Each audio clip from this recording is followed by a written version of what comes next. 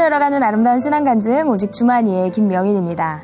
트라우마, 어떤 계기나 사건을 통해 받은 마음의 상처로 공포나 불안 등 심리적인 어려움을 겪는 것을 뜻하는데요. 아마도 누구나 살면서 이런 크고 작은 트라우마는 한 번쯤은 다 경험을 해보셨을 겁니다.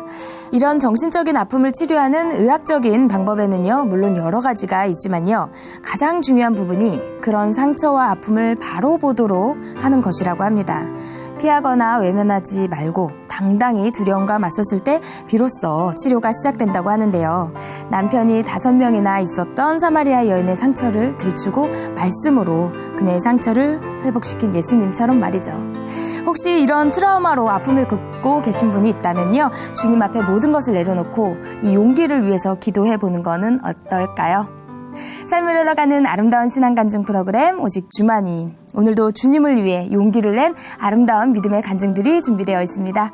먼저 이 자리 함께 해주시고 계신 분들과 인사 나누겠습니다. 춘천 한마음교회 성도님들입니다. 반갑습니다.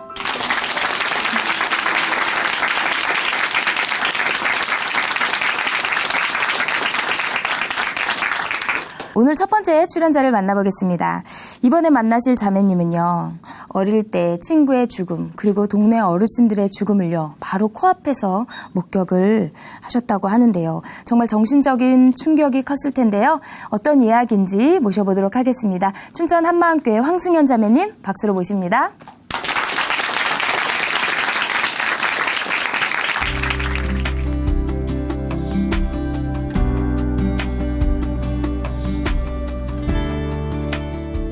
안녕하세요. 춘천 한마음교회 황승현입니다. 저는 어릴 때부터 사람이 죽는 장면을 실제로 보게 되면서 죽음에 대한 두려움으로 힘든 시간을 보냈는데요. 부활하신 예수님을 만나고 죽음 문제가 해결된 후부터는 죽음을 뛰어넘어 부활의 증인으로 살게 된 간증을 나누려고 합니다. 제가 초등학교 2학년 때였어요. 옆집 언니와 철길 옆에 있는 무밭에 서리를 하러 갔었는데요. 이때만 해도 과자나 간식 같은 것이 많지 않을 때라 집에서 조금 떨어진 곳까지 물을 뽑아 먹으러 갔습니다. 철길 옆에 앉아 물을 먹고 있었는데 마침 아는 언니와 친구 2명이 머루를 한 자루씩 등에 메고 저희 앞을 지나가고 있었어요. 친구들이 사는 집은 철교를 지나가면 금방이라 한참을 돌아가야 하는 길로 가지 않고 철교 쪽으로 걸어가고 있는 거예요. 저녁 무렵이라 조금 있으면 역에서 기차가 출발할 것 같은 불길한 생각이 들긴 했지만 친구들한테는 이 말을 하지 못했어요. 그런데 정말 잠시 후 철교 너머 역에서 기차가 출발해서 오는 거예요. 저는 철교 쪽으로 걸어가고 있던 친구들을 향해 달려갔는데요. 이미 철교 위를 지나가고 있던 친구들은 기차가 다가오자 그 짧은 순간 어떻게 할 줄을 몰라 허둥지둥 하다가 2명은 그만 20여 미터 아래로 떨어져 그 자리에서 죽고 말았습니다. 다리 위에 있던 언니는 기차가 미처 멈추지 못하고 지나치는 바람에 처참하게 철교 위에서 죽었어요. 순간 머리가 쭈뼛하고 온몸에 소름이 돋았어요. 너무나 무섭고 떨려서 어떻게 집으로 달려갔는지 모릅니다. 다음날 학교에 가보니 친구의 죽음은 더욱더 현실로 다가왔는데요. 죽은 친구가 공부했던 빈 책상을 쳐다보는데 눈물이 쏟아지더라고요. 눈앞에서 순식간에 죽어간 친구의 모습은 쉽게 지워지지 않았어요. 아무리 지우려고 애를 써도 기억 속에 깊이 박혀버린 끔찍했던 사고 현장은 수시로 떠올랐습니다. 그리고 6학년 겨울방학 때 일이었어요. 설날이 다음 날이라 음식을 만들고 계셨던 엄마는 부침가루가 떨어졌다며 저에게 심부름을 시키셨는데요. 마침 텔레비전에서 성룡이 나오는 무술 영화를 재미있게 보고 있던 중이라 신경질을 내며 다녀오기 싫다고 나중에 사오겠다고 말을 한 뒤 영화를 계속 보고 있었어요. 저 때문에 엄마는 하던 일을 멈추고 슈퍼에 가기 위해 나가셨는데요. 갑자기 엄마가 다급하게 집으로 들어오시면서 밖에 난리가 났다고 하시는 거예요. 그래서 무슨 일인가 뛰어나가 보니 기차가 우리 동네를 덮치는 엄청난 사고가 나서 온 동네가 발칵 뒤집어지고 영화의 한 장면처럼 전쟁터가 되어 있었어요. 석탄을 가득 실은 화물열차가 브레이크 고장으로 탈선이 되는 바람에 연령도 넘는 열차가 온 동네를 순식간에 덮치게 된 거예요. 저는 순간 언덕 위에 있던 슈퍼를 쳐다보았는데요. 흔적도 없이 사라져서 거기 언제 건물이 있었던가 싶을 정도였어요. 불과 몇 분 전 엄마가 심부름을 시켰을 때 바로 나갔더라면 저 슈퍼 안에서 열차가 휩쓸고 지나갈 때 난 이미 죽었겠구나. 순간 아찔했습니다. 건널목을 지키던 관사와 근처에 있던 집들은 모두 사라져버렸고 부서진 건물 벽돌이 우리 집 근처까지 날아와 있었어요. 건널목을 관리하시던 아저씨와 함께 관사에서 바둑을 두고 계셨던 친구의 아버지, 슈퍼 안에서 물건을 사고 있던 사람들과 열차가 덮치는 것을 미처 피하지 못했던 동네 사람들이 여기저기 끔찍하게 죽어 있었어요. 설날의 즐거움도 잠시뿐 우리 동네는 하루아침에 초상집이 되고 말았습니다. 사고 현장은 9시 뉴스에도 나왔는데요. 그날의 충격적인 모습들은 아무리 지우려고 애를 써도 지워지지가 않았습니다. 몇십 년을 살아도 사람이 죽는 장면을 한 번도 보지 못하는 사람들도 많은데 어려서부터 끔찍한 죽음을 보게 되니 저는 항상 죽음에 대한 걱정을 하면서 살았어요. 마당에 앉아 지는 해를 바라보면서 왜 해는 뜨고 지는지, 사람은 왜 태어나고 죽는지, 그리고 죽으면 어디로 가는지 해답도 알 수 없는 질문을 끊임없이 제 자신에게 던지곤 했습니다. 어린 나이였지만 누가 알려주지 않아도 사람은 죽는구나. 죽음은 누구에게나 반드시 찾아오는구나. 태어날 때는 순서가 있어도 죽을 때는 순서가 없고 언제 어떻게 죽을지 아무도 모른다는 것을 알게 되었어요. 아무리 돈이 많아도 죽고 몸에 좋은 음식만 챙겨 먹으며 노화를 늦추기 위해 건강관리를 엄청 많이 해도 결국은 죽음을 피해갈 수 없다는 것을 깨닫게 되었어요. 죽음에 대한 문제는 결국 제 인생 최대의 문제가 되었는데요. 우연히 읽게 된 전도서 말씀 중 너는 청년의 때 곧 곤고한 날이 이르기 전 나는 아무 낙이 없다고 할 해가 가깝기 전에 너의 창조자를 기억하라는 말씀이 마치 저에게 하시는 말씀 같아서 잊혀지지가 않았어요. 한 번 죽는 것은 사람에게 정해진 것이고 그 후에는 반드시 심판이 있다고 하는데 죽음 문제를 해결받지 못한 저는 죽음 이후 심판을 받을 것이 정해진 사실 같아서 두렵기만 했습니다. 그래서 저는 친구의 전도를 통해 춘천 한마음교회에 다니게 되었는데요. 처음엔 아무리 복음을 들어도 죽음에 대한 두려움이 명쾌하게 해결되지 않았어요.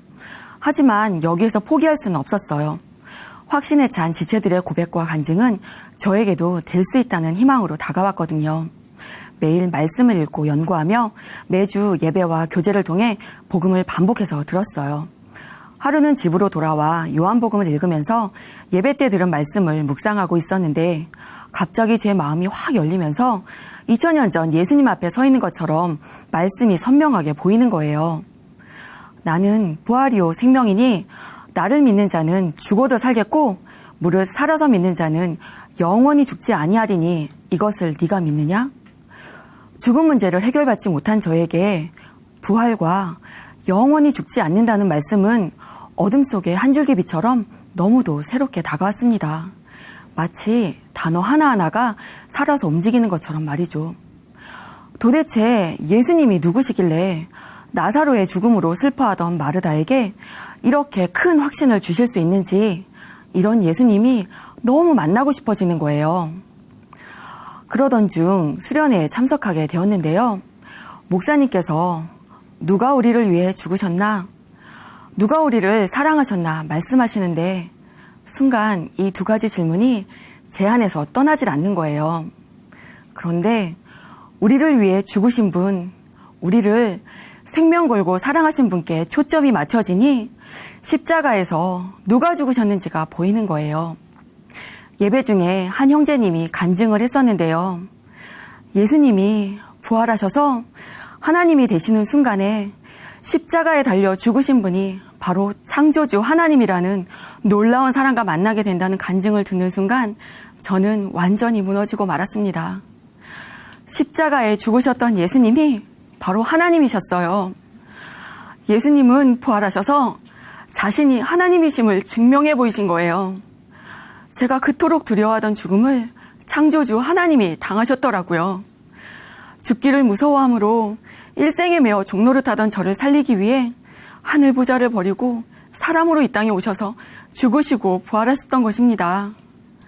그런데 저는 복음을 들었으면서도 여전히 내가 겪을 죽음이 두려웠고 내 문제가 더 커 보였고 내 뜻대로 되지 않을 때마다 힘들어하고 있었습니다. 그러니 십자가에 달리신 예수님이 누구신지 제대로 믿지도 못한 채 그저 십자가를 향해 예수님 두려워요. 내 죽음 좀 해결해 주세요. 예수님 아파요. 빨리 낫게 해주세요. 예수님 힘들어요. 내 문제 좀 해결해 주세요. 라며 요구만 했을 뿐 하나님으로 믿지 못했던 것입니다. 예수님이 누구든 하나님이 누구든 상관이 없었어요. 그저 내가 아프지 않으면 되고 내가 두렵지 않으면 되고 내 문제만 해결되면 그만이었기에 제 마음에는 하나님이 계실 곳이 없었습니다. 온통 저밖에 없었으니까요. 그런데 이런 저 때문에 이런 저를 살리기 위해 전능하신 하나님께서 십자가에 죽으신 것이 알아지는 순간 저는 회개하지 않을 수 없었습니다. 예수님께서 겟세마네 동산에서 죽음을 앞두고 할 수만 있거든 이 잔을 피하게 해달라며 3번이나 처절하게 기도하시던 장면이 생각나는데 정말 눈물만 쏟아지더라고요. 그러나 나의 뜻대로 마옵시고 아버지의 뜻대로 되기를 원한다며 십자가 죽음 앞에 순종하시던 예수님의 마음은 저를 살리려는 하나님의 사랑 그 자체였습니다. 우리가 아직 죄인 되었을 때에 그리스도께서 우리 죄를 위해 죽으심으로 하나님께서 우리에게 대한 자기의 사랑을 확증하셨느니라. 우리라는 단어마다 제 이름을 넣어 말씀을 읽고 있었는데 정신을 차리고 말씀 앞에 서보니 이러한 사랑은 있을 수도 감당할 수도 없는 아버지의 사랑이었습니다. 전능자의 사랑 때문에 내가 살았고 그 피를 인해 죄사함을 받았고 영원한 생명도 얻었다는 것이 오히려 부끄러워졌습니다. 우리 때문에 예수님을 보내주실 수밖에 없었던 아버지의 마음이 알아지니 그동안 기쁘게 불렀던 요한복음 3장 16절 가사에 목이 메어오더라고요. 하나님이 세상을 이처럼 사랑하사 독생자를 십자가에 내어주기까지 사랑하신 하나님께서 어떻게 나를 살리셨는지, 어떤 마음으로 나를 사랑하셨는지, 어떤 마음으로 나를 기다리고 계셨는지 알게 되니 저는 하나님께 온전히 굴복할 수밖에 없었습니다. 예수님의 부활은 이제껏 저를 올가매던 죽음에 대한 두려움을 한 방에 날려버렸습니다. 죽음이 사실이라는 것을 그 누구보다 똑똑히 보았던 저에게 부활은 이 세상이 전부가 아니라는 것과 죽음이 끝이 아니라는 것을 믿을 수 있는 너무도 확실한 증거였습니다. 예수님이 저의 주인이 되시니 죽음은 더 이상 아무 문제가 되지 않았어요. 이제는 사망의 목격자가 아닌 부활의 증인으로 새로운 인생을 살게 되었는데요. 나를 믿는 자는 죽어도 살겠고 살아서 믿는 자는 영원히 죽지 않는다고 약속해 주신 말씀은 날마다 저를 영원의 삶으로 이끌어주고 있습니다. 이렇게 하루하루 자유함과 기쁨 가운데 살고 있던 어느 날이었습니다. 건강검진을 받게 된 남편은 이상 증세가 발견되어 대학병원에서 재검을 받게 되었는데요. 워낙 건강했던 사람이라 별다른 문제는 없을 거라 안심하고 있었는데 검사 결과는 암이었어요. 순간 눈물이 쏟아지더라고요. 예상하지 못한 문제 앞에 겁이 나긴 했지만 믿음의 시련이 없어질 금보다 낫다는 말씀을 붙들고 새벽마다 하나님께 간절히 기도하게 되었습니다. 시련을 허락하신 분도 하나님이시고 피할 길을 내시는 분도 하나님이시기에 아무리 큰 문제가 다가와도 이길 힘을 주시리라 믿었거든요. 기도할 때마다 하나님께서는 저의 마음을 붙들어 주셨고 믿음도 흔들리지 않았어요. 오히려 기도할 때마다 마음에 평강이 임했고요. 어떤 염려도 되지 않았기에 모든 문제를 하나님께 맡길 수 있었습니다. 부활이 확실하니 남편의 죽고 사는 문제도 하나님께 맡기게 되었고요. 이 모든 것은 우리가 살아도 주를 위해 죽어도 주를 위해 사는 존재가 이미 되었기에 얼마든지 감당할 수 있는 일이었습니다. 남편은 무사히 수술을 마치게 되었고요. 항암 치료도 20회나 받았는데요. 지금까지도 건강하게 잘 지내며 저의 든든한 믿음의 동역자가 되어주고 있습니다. 또 저에게 잊지 못할 일이 있는데요. 우리 아들이 6학년 때 운동장에서 축구를 하다가 집에 늦게 들어오는 날이 점점 많아지는 거예요. 그래서 몰래 학교에 가보게 되었는데 글쎄 남학생 20, 30명이 모여있는 게 분위기가 심상치 않은 거예요. 눈이 큰 저는 덩치에 비해 의외로 겁이 많았거든요. 그런데 어디서 용기가 솟았는지 야, 너희들 거기서 뭐 하는 거야? 소리를 지르며 싸움을 말리러 들어가게 되었습니다. 주변에는 운동을 하고 있던 어른들도 많이 있었지만 요즘 애들이 여간 무서운 게 아니니까 아무도 말리지 않고 있었거든요. 저는 한 방에 싸움을 제압하고 거기에 있던 아이들을 전부 스탠드에 앉혔어요. 여기저기 웅성거리는 소리와 반항하는 아이들 때문에 심장은 쿵쾅거리고 무섭긴 했지만 저는 내색하지 않고 큰 소리로 아이들을 혼냈어요. 그리고 이 상황을 교장 선생님께 알리고 학교폭력위원회에도 넘기겠다며 약간의 겁을 주긴 했지만 결국엔 대화를 통해 싸우던 아이들도 화해시키고 구경하던 아이들에게도 복음을 전하게 되었습니다. 나중에 듣게 된 이야기인데요. 구경하던 아이들 중에는 전교 싸움장도 있었고 때리던 아이와 그 친구들은 학교에서 싸움 깨나 하는 날라리였다는 거예요. 그리고 가정에서도 방치된 상태더라고요. 이러한 현실을 보게 되니 하나님께서 왜 그때 저를 운동장에 보내셨는지 알게 되었어요. 그래서 저는 월수 금요일마다 학교 운동장에 나가 전도를 하기 시작했습니다. 많은 아이들이 놀고 있었는데요. 마침 배드민턴을 치고 있던 전교 싸움장에게 다가가 아줌마랑 한 게임 할래? 라며 말을 걸었어요. 제가 또 한운동 하거든요. 교회에 다니냐고 물었더니 다니다가 끊었다고 하길래 교회가 학원이냐? 다니다 끊게? 예수님을 마음의 주인으로 믿어야 너의 삶을 온전히 이끌어 주신다며 복음을 전했습니다. 그리고 또 다른 아이들에게도 다가갔는데요. 축구부 아이들이라 우리 교회 여자축구 국가대표 선수들의 동영상을 보여주며 복음을 전하니까 아이들이 그 자리에서 바로 예수님을 믿겠다고 하는 거예요. 운동장에 있는 내내 영혼들은 많은데 추수할 일꾼이 적다는 말씀이 생각나 마음이 아프더라고요. 그래서 복음을 전한 아이들을 집으로 초대하기 시작했습니다. 평소에는 쓰지도 않던 큰 냄비들을 꺼내 떡볶이와 오뎅국을 끓여주었더니 아이들이 너무 좋아하는 거예요. 이렇게 아이들과 계속 연결이 되다 보니 여학생, 남학생 따로 모여 일주일에 2번씩 예배를 드리게 되었고요. 우리 집은 자연스럽게 아이들의 쉼터로, 분식집으로, 그리고 예배처소로 바뀌게 되었습니다. 저는 현재 지역아동센터에서 사회복지사로 일을 하며 매일 29명의 아이들을 돌보고 있는데요. 6학년 남학생 수십 명도 한 방에 잠재웠던 저의 은사는 센터에서도 유용하게 쓰임을 받으며 수시로 복음을 증거하고 있습니다.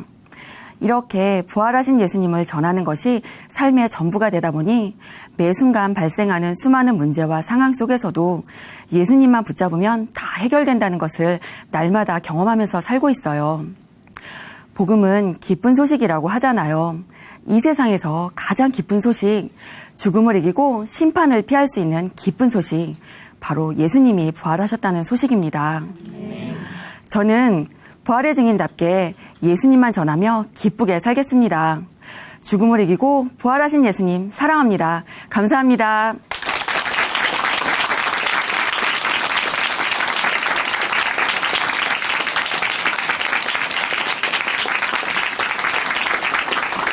네, 간증 감사합니다. 이제는 사망의 목격자가 아닌 부활의 증인으로 완전히 새로운 삶을 살고 계시는데요. 자매님께서 얻으신 이 자유함과 기쁨, 특히 영원한 생명의 이 기쁨이 그대로 전해져서 정말 감사한 시간이 되었습니다. 귀한 간증 전해주신 황승현 자매님께, 그리고 또 우리에게 영원한 생명을 주신 하나님께 큰 박수 올려드리겠습니다.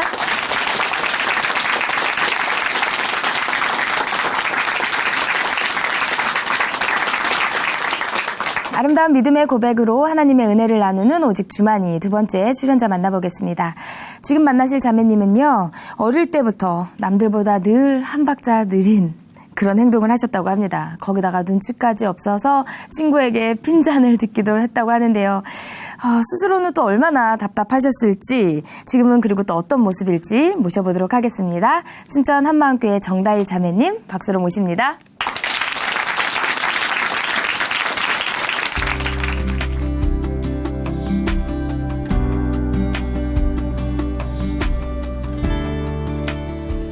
안녕하세요. 춘천 한마음교회 정다희입니다. 저는 토끼와 거북이에 나오는 토끼가 되고 싶었어요. 느린 거북이보다 빠른 토끼가 훨씬 탁월해 보였거든요. 그런데 몸이 둔하고 느렸던 저는 결코 토끼가 될 수 없었어요. 자포자기하며 낙심과 좌절 가운데 살다가 부활하신 예수님을 만나 나의 탁월함이 아니라 공동체로 살게 된 하나님의 은혜를 나누겠습니다. 저는 항상 앞서가는 사람이 되고 싶었어요. 그런데 제 발행과는 달리 저는 모든 면에서 참 느리고 둔했어요. 글씨를 배우고 쓰는 것도 느렸고 말뜻을 이해하는 것도 느렸어요. 처음 숫자를 배울 때였는데요. 1, 2, 3이랑 하나, 둘, 셋의 차이를 도저히 모르겠는 거예요. 숫자를 10까지 세야 하는데 1, 2, 3, 4, 5, 6 아무리 해도 자꾸 섞이고 안 되더라고요. 우리 엄마는 첫 딸이었던 제가 숫자를 너무 못 세니까 모든 아이들이 다 이렇게 느리게 배우는 줄 아셨대요. 그런데 동생은 하루 만에 다 깨우치는 걸 보면서 제가 느리다는 걸 처음 알았다고 하셨습니다. 초등학교를 들어가면서 내가 정말 느리구나 하는 것을 확실하게 알 수 있었어요. 하루는 선생님께서 칠판에 1번 걸레 가져오기, 2번 일기 쓰기, 3번 그림 그려오기, 4번 크레파스 가져오기 알림장을 써주셨어요. 1번을 열심히 쓰고 있는데 갑자기 옆에서 이상한 소리가 나는 거예요. 주위를 둘러보니 친구들은 이미 청소를 하려고 의자를 책상 위에 올리고 있었어요. 뭐야, 쟤들은 벌써 다 쓴 거야? 난 아직 1번도 못 썼는데. 저는 제일 늦게까지 알림장을 썼는데도 끝까지 다 쓰지 못하고 집으로 돌아와야 했습니다. 또 한 번은 다른 아이들과 같이 컴퓨터를 배울 때였어요.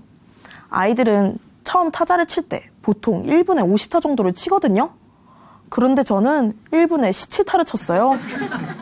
아무리 연습해도 20타를 넘지 못했는데 어느 날은 기적이 일어났어요. 23타가 나온 거예요. 바로 엄마한테 전화를 해서 엄마, 나 20타 넘었어 자랑을 했습니다. 하지만 다시 원래대로 돌아갔고 더 이상 늘지 않는 타자 실력에 컴퓨터를 포기할 수밖에 없었습니다. 이렇게 둔했던 제가 과연 공부는 잘했을까요? 학년이 거듭 올라갈수록 가망이 없다는 것이 보이더라고요. 그렇다고 공부를 열심히 안 한 것도 아닌데 늘 한계에 부딪혔죠. 다른 아이들은 금방 배우고 익히는데 저는 무엇을 하나 배우려 해도 시간이 너무 오래 걸렸어요. 엄마는 도저히 안 되겠는지 다이야, 너 성악 한번 해볼래? 권하셨고 저는 성악을 하게 되었습니다. 공부를 피해온 길이었는데 이게 웬 날벼락이에요? 예술중학교에 가려면 피아노는 필수로 쳐야 하는데 손이 둔했던 제게 피아노는 넘지 못할 산이었습니다. 어느 날은 느릿느릿 건반 하나씩 누르는 제 자신이 너무 답답해서 눈물이 다 났어요. 잘 치고 싶은데 제 마음대로 움직여주지 않는 손이 너무 밉더라고요. 난 뭘 해도 왜 이렇게 안 되나. 공부도 못하고 성악도 한계에 부딪히니 좌절이 되었습니다. 친구들과 공연 준비로 춤 연습을 할 때였어요. 어려운 동작도 아니고 간단한 동작이 계속 반복이 되는데 저만 꼭 반박자가 느렸어요. 어떻게든 친구들과 맞춰보려고 애를 쓰는데 한 동작을 빼지 않는 이상은 절대 안 되겠더라고요. 마음은 이미 그 동작을 가뿐히 하고 있는데 몸이 안 따라줬어요. 해도 안 되는데 친구들이 계속 이렇게 해봐 저렇게 해봐 하는데 자존심이 상하더라고요. 야, 안 돼. 나도 하고 싶은데 안 되는 거 어떡하라고. 저도 정말 답답했습니다. 이렇게 모든 것이 다 느린 저에게 엄마께서 아주 유명한 이야기를 해주셨어요. 바로 토끼와 거북이 이야기였는데요. 다이야, 토끼는 빠르게 가다가 낮잠을 자서 결국 졌잖아. 그런데 느린 거북이는 끝까지 가서 이겼지. 끝은 거북이가 이겨 하고 위로해 주셨어요. 그래서 정말 거북이처럼 성실하고 꾸준하게 모든 일에 노력을 했습니다. 하지만 현실은 동화와는 달랐어요. 정말 열심히 노력해도 토끼 같은 친구들은 따라갈 수 없더라고요. 이런 제가 너무 한심해 보이고 뭘 해도 안 된다는 생각이 들었습니다. 공부는 물론이고 뭐든지 둔했던 제가 상황 파악을 한다는 건 너무나 큰 바람일 거예요. 전 한마디로 눈치도 없었어요. 개강하는 날 쌍꺼풀 수술한 친구를 만났는데요. 사람이 많은 엘리베이터 안에서 야, 너 붓기 많이 빠졌다 해맑게 말했어요. 친구는 급 당황하면서 제발 좀 작게 말해줄래? 하더라고요. 그제서야 상황 파악이 되었습니다. 난 왜 이렇게 둔한데다 눈치도 없는지 뭐 하나 잘하는 거 없는 제 자신이 너무 싫었어요. 생각이 꼬리에 꼬리를 무니 마음이 울적해졌고 나중에는 죽고 싶다는 생각까지 들더라고요. 모든 것을 포기하고 싶던 어느 날이었어요. 모태신앙이었던 저는 하나님이라면 실패자 같은 나를 탁월하게 만들어주지 않을까 생각했고 마지막으로 하나님께 소망을 두게 되었어요. 그때부터 성경 강의를 들었고 매일 성경 말씀을 읽고 30분 이상 기도하는 훈련을 받았어요. 훈련도 대충 받으면 안 될 것 같아 말씀도 주석을 찾아가며 읽었어요. 그런데 아무리 열심히 해도 마음은 더 답답해져만 갔습니다. 늘 제자리 걸음인 것만 같았거든요. 난 왜 이러냐. 스스로에 대한 자책이 심해지면서 이제는 누가 무슨 말을 해도 곱게 들리지 않았고 넌 패배자야 라고 말하는 것 같았어요. 그때 제 답답한 마음을 친구에게 털어놓자 친구는 넌 예수님이 누구라고 생각해? 예수님을 어떻게 하나님으로 믿어? 하는 거예요. 순간 당황했어요. 나름 성경을 많이 안다고 생각했는데 대답을 못하겠더라고요. 예수님께서 살아계실 때 많은 기적을 베풀었잖아 하며 얼버무렸습니다. 그때 친구가 그 말도 맞지만 4대 성인 중에 한 분이신 예수님께서 죽으시고 부활하셔서 예수님을 하나님으로 믿을 수 있다고 확신 있게 말했어요. 친구에게서 나오는 확신을 보는데 제 답답한 마음을 해결받을 수 있는 유일한 길인 것 같았어요. 부활의 증거로 예수님을 하나님으로 믿을 수 있고 그분을 마음의 주인으로 모셔드려야 한다는 것을 알게 되었어요. 이것을 몰라서 안 됐었구나 깨닫게 된 거죠.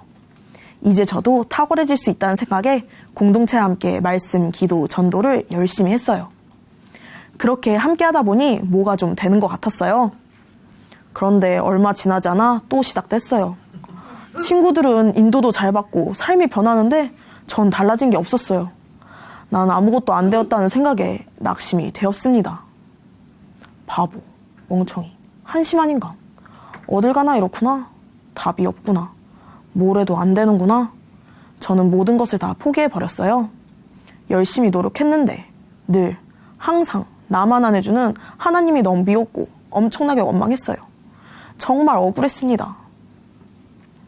이런 마음으로 산송장같이 살던 어느 날 일꾼분께서는 저를 하나님 앞에 서도록 도와주셨어요.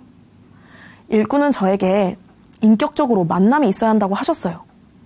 그 말을 들으니 제가 완전 잘못 생각하고 있다는 것을 알게 되었습니다. 그때서부터 제가 원했던 탁월한 신앙생활이 아닌 예수님 자체에 초점을 맞추기 시작했어요. 그러던 어느 날 예배 시간에 엄청난 사건이 일어났어요. 한 지체가 부활이 실제되게 해달라는 기도를 드리다 이것이 말도 안 된다는 것을 알았다고 했어요. 부활은 이미 실제라고, 부활은 이미 이루어진 사건, 실제로 있었던 역사적 사건이었다고. 이미 실제인 사건을 앞에 두고 부활이 실제되길 바라는 자체가 혼미며 속고 있는 것이라 하는 순간 뒤통수를 한 대 맞는 것 같았어요. 부활이 느낀 감정에 상관없이 실제라는 것이 저에게 그대로 임해버렸습니다. 부활이 실제가 되는 순간에 승천도, 하늘보자 우편에 계신 예수님도, 보이지 않는 천국과 지옥도 모든 성경 말씀이 실제가 되었어요. 예수님은 성경대로 오신 하나님, 천지 만물을 다스리시는 창조주셨습니다. 죽은 자 가운데서 부활, 승천하셔서 하늘보자 우편에 앉으신 분, 모든 정사와 권세와 능력이 있으신 분, 이 세상 모든 만물을 다스리시는 분, 모든 이름 위에 뛰어나신 분, 나의 주, 나의 하나님, 이분이 예수님이셨습니다. 너무나 크신 분 앞에 제 중심이 정확히 보이니 엎드려 질 수밖에 없었습니다. 나를 왜 이렇게 둔하게 지으셨냐고, 사는 게 너무 힘들다고, 제 자신이 너무 마음에 들지 않는다고 불만했어요. 내가 원하는 삶을 허락해주지 않는 하나님을 온몸으로 원망했어요. 하나님이 나를 막 지어놔서 삶이 망가지는 것 같았거든요. 내가 원하는 것은 이런 삶이 아니라고, 남들보다 멋진 삶을 달라고, 그렇지 않으면 내 인생 포기할 거라고 했어요. 이렇게 나만의 생각에 갇혀서 나를 위해 아들을 보내주신 창조주의 마음을 무시했던 거였어요. 모든 만물이 하나님께서 지으신 그대로 순종하며 하나님을 찬양하는데 만족하지 못하고 불평을 일삼던 저는 하나님 보좌를 탐한 마귀와 동일한 중심을 가진 자였습니다. 이런 저를 위해 하나님께서는 하나뿐인 아들을 보내주신 거였어요. 그리고 예수님께서는 십자가에서 모든 고난을 당하시고 죽고 부활하셔서 저의 죄를 사해 주신 거였어요. 그럼에도 불구하고 제가 예수님의 채찍질한 자였고 십자가에 못 박은 자였고 그것도 모자라 그분의 마음을 갈기갈기 찢어버린 자였습니다. 너무나 두려웠습니다. 그런데 하나님께서는 회개하라 하셨습니다. 회개하라, 회개하라. 이 말씀은 세상에 없는 사랑의 말씀이었어요. 하나님을 배척하고 그 아들마저 배척한 죄인을 기다리신 하나님의 마음이 보이니 회개할 수밖에 없었습니다. 하나님, 잘못했습니다. 제가 예수님을 믿지 않고 내 마음, 내 뜻대로 살았습니다. 용서해 주세요. 다신 제가 주인 되어 살지 않을게요. 오직 예수님만이 저의 주인이 되어 주세요. 회개하고 예수님을 마음에 모셔드렸습니다. 저는 세상에서 탁월한 삶은 항상 선두에서 뭐든지 척척 잘해내는 삶이라고 생각했어요. 누가 봐도 그럴싸해 보이니까요. 그런데 예수님께서 원하시는 것은 개인의 탁월함이 아닌 공동체였어요. 예수님과 내가, 그리고 예수님을 주로 믿은 지체들이 하나로 연합되어 우리로 사는 삶을 원하셨더라고요. 함께 후사가 되고, 함께 지체가 되고, 함께 약속에 참여한 하늘 가족. 한 생명으로 연합된 교회 공동체는 하나님의 가장 강력한 비밀병기였습니다. 저는 이 공동체 안에서 지체들과 함께 새벽을 깨우고 간증을 기록하고 함께 전도와 양육하는 훈련을 받고 있어요. 저는 여전히 느리고 눈치도 없지만 공동체 안에선 아무런 문제가 되지 않아요. 지체들이 있는 모습 그대로 이해해주고 사랑해주니 마음껏 누리며 살고 있어요. 저는 공동체에 있는 또래 친구들과 함께 청지기라는 기독교 동아리를 하고 있는데요. 청지기는 여러 가지 문제로부터 청소년들을 지켜주고 싶어서 만든 동아리예요. 고등학교를 졸업한 지 얼마 안 된 우리들은 누구보다 아이들의 마음을 잘 알기에 함께 청소년 문제에 대해 토론하고 학교에 가서 간증을 하며 멘토링을 하고 있어요. 청지기에서는 미션 스쿨에 들어가 매주 수요일마다 간증을 하는데요. 제가 간증을 하는 날이었어요. 느리고 둔한 제가 늘 부족하다고 생각해서 낙심과 좌절 가운데 살다가 부활하신 예수님을 만나 있는 모습 그대로 만족하며 감사로 살게 된 간증이었어요. 제 삶을 이야기했을 뿐인데 아이들이 무척 공감을 하며 마음을 활짝 열었어요. 다른 사람에게는 말하지 못했던 이야기를 솔직하게 털어놓더라고요. 교회에서 드럼을 치는데 자꾸 실수를 하니 자신의 부족한 모습만 보여 힘들다는 아이. 뭐래도 잘 못한다고 생각해서 자살을 시도했다는 아이. 공부를 해도 노력한 만큼 결과가 나오지 않으니 속상하다는 아이. 그 외에도 많은 아이들이 자신이 부족하다고 생각하고 있더라고요. 그래서 제 간증에 위로가 되었다고 했어요. 제 부족한 모습에 아이들의 마음이 열리고 제가 복음이 들어가는 통로로 쓰임을 받으니 너무 감사했습니다. 이렇게 청지기 활동을 하면서 공동체를 더욱 실제적으로 경험하게 되었는데요. 하나님께서는 은사가 다른 지체들과 한몸 되게 하신 것이었어요. 고린도전서 12장, 몸에 약하게 보이는 지체를 더 귀하게 여기시는 하나님의 마음이 보여졌습니다. 하나님께서 저를 존귀한 자로 보셨는데 그 마음을 몰라드린 것 같아 죄송했어요. 제가 존귀한 자라는 것이 알아지니 부족한 모습만 보아서는 알 수 없었던 제 은사를 공동체 안에서 찾게 되었는데요. 어느 대학교에서 100명의 신입생들 앞에서 복음을 전하고 동아리를 홍보하는 시간이 있었어요. 동아리 회장이었던 친구가 어렵게 저에게 물었습니다. 다이야, 내가 사람들 앞에 서서 말하는 게 힘든데 어떻게 하지? 저도 떨리긴 했지만 힘들어하는 지체의 모습에 망설이지 않고 내가 하겠다고 했습니다. 분위기는 싸하고 준비한 PPT는 넘어가지도 않는 최악의 상황이었어요. 당황할 법도 한데 자료도 없이 능숙하게 발표를 마쳤습니다. 친구는 놀라며 너 무대 체질이구나. 앞으로 너가 이 일을 맡아줘야겠어. 했고 그 후로 동아리를 소개하는 일이 있으면 저에게 기회를 줬어요. 그러고 보니 저는 조금 둔하고 느렸지만 남들 앞에 서는 것을 두려워하지 않았고 말을 참 잘했더라고요. 고등학교 때 국어 선생님께서 저의 발표를 들으시고는 너 나중에 스타 강사해도 되겠다? 칭찬해 주셨었고 대학도 수능을 보지 않고 면접 때 말빨 하나로 한 방에 합격했거든요. 앞에 나서는 것을 힘들어하는 친구를 대신해 저는 친구의 입이 되어주었고 그 친구는 느린 저를 먼저 파악하고 필요한 것을 잘 챙겨줘요. 급할 때 문자를 대신 쳐주기도 하고요. 또 저는 꼼꼼하다 보니 공연이나 행사가 있을 때 포스터나 피켓을 만들고 일정을 계획하는 일을 담당하고 있어요. 공동체 안에서 모두가 다 다른 모습, 다른 역할이지만 각자에게 맡겨주신 달란트대로 충성하는 삶이 너무 기쁘고 행복해요. 한 몸 안에, 한 성령 안에 모양이 다르고 모습이 다르지만 하나됨으로 가장 아름답게 빛나는 것이었어요. 저는 복음으로 세워진 공동체 안에서 저에게 주신 은사로 사명을 잘 감당하고 있습니다. 타고난 토끼가 되고 싶었던 거북이, 그게 바로 저였는데요. 부활하신 예수님을 만나 자유해진 저는 더 이상 탁월해지고 싶은 욕심으로 살지 않아요. 거북이는 땅에선 느리지만 바다에선 빠르거든요. 저는 공동체라는 바다를 만나 사명을 잘 감당하고 있습니다. 한 생명인 지체들과 함께 주님 만날 그날까지 힘차게 달려가겠습니다. 감사합니다.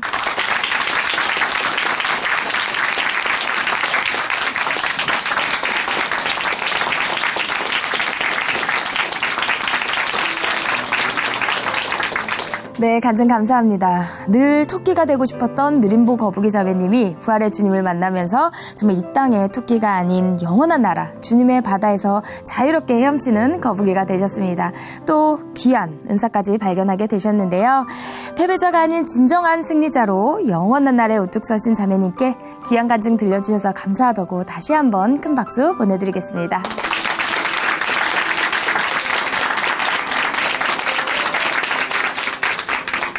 하나님으로 인해 변한 삶의 고백이 있는 간증 프로그램 오직 주만이, 오늘은 여기까지입니다.